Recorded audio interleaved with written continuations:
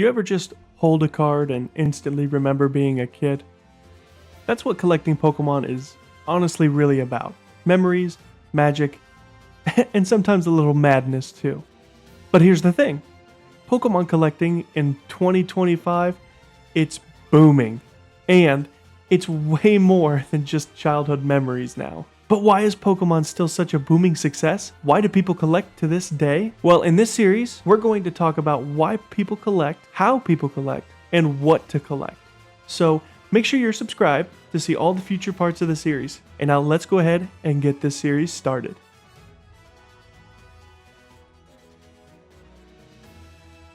For me, it started with the Pokemon Ruby Sapphire era at my local Walmart, seeing 3 Pokemon card tins. At the time, I only watched the show and I had played a little bit of Pokemon Emerald, but I never played the card game. But seeing your favorite 3 Pokemon at the time in a really cool EX promo card tin, that's where it all started, and that moment stuck with me for years. Now, there was a long period of time in my life where I did not collect Pokemon cards, but I got back into collecting during the end of Sword and Shield with Crown Zenith, and since then, it's become a huge hobby of mine. And now we're going to go into some of the main reasons people collect Pokemon today.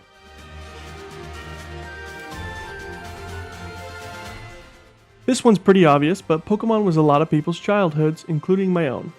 It's memories of playing Red, Blue, for me it was Emerald, opening packs from Toys R Us as a kid, or watching Ash chase down Pikachu across the Kanto region on TV. There's just a ton of different nostalgic reasons people are into Pokemon. Modern cards are actually pretty next level. Just look at the alt art cards that are now here. Japanese exclusives, Chinese exclusives, some cards are textured, some of these cards feel more like artwork you would find in a frame more than a card you would trade, honestly. But a lot of people absolutely love the different artworks that Pokemon cards provide. Card shows, streams, discords, groups, friends. Pokemon collectors are some of the most hype, supportive, and downright obsessed people I've ever met, and I mean that in a good way. Pokemon fans are always out there to be united, and at least in my experience, Pokemon fans all around that I know have always been there for each other, and it's a great community to join. There's no feeling like cracking a sealed pack or finding a $15 card in a $1 pack. Whether it's shiny Charizard or a common Pikachu, the hunt is always there for the hobby. That's why a lot of people do it. They're always on the hunt looking for packs, old things, new things, whatever they can get their hands on. People are always on the hunt for Pokemon cards. Now let's continue to touch on a couple of those topics we talked about.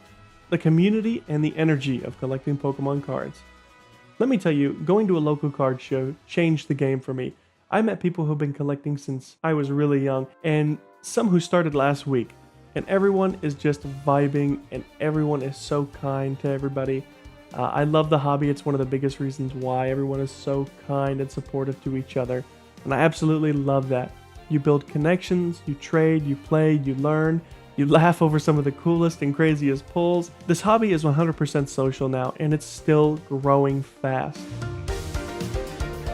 Another thing is the emotional value of cards. Let me be real for a second here. Some of my favorite cards aren't the most expensive at all. They're the ones with the stories. This Kyogre was my first card after rejoining the Pokemon TCG, collecting and playing wise. It was my first time coming back to a pre-release.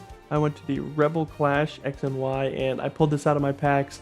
This is one of my favorite cards and most valuable personally to me. The value isn't always the price. Sometimes it's the moment you remember when looking at the card. Now let's talk about types of collectors. You've got the casuals, the ones that open packs for fun. You've got the master set builders, the guys who try to get every card from every set. The meta player, these are the guys that build the decks, chase play sets. They go to all your local leagues. And of course, the investor, a lot of these people collect or submit cards to PSA or other slab companies and collect sealed products. They do not open them. You have art hunters, purely for the aesthetic. They just like the way the card looks. They don't care about price or anything like that. They just love the art of the card. And honestly, most of us mix a few of these, and that's what makes it awesome, and everyone is unique. Whether you're in it for the memories, the thrill, or the next alt art beauty, You're part of something big right now. For everybody that made it this far in the video, one, I appreciate you and thank you. And number two, I have a question. What is your favorite card of all time? I'd love for you guys to comment that down below. I love to see what people's favorite cards are. They're super unique. And if this video got you hyped, hit the like button.